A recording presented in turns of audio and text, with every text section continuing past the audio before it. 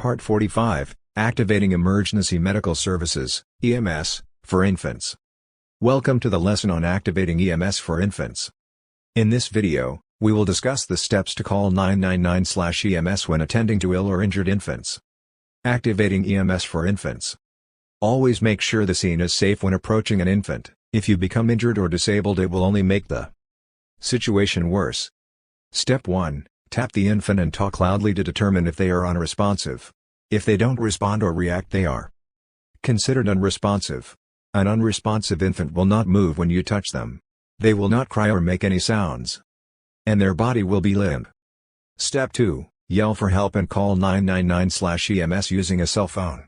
If a call phone is not available, send someone else to call 999/EMS if possible. Step 3. If you are alone, begin 10 cycles of CPR, 2 minutes of CPR, before calling 999/EMS. This concludes our lesson on activating emergency medical services, EMS, for infants.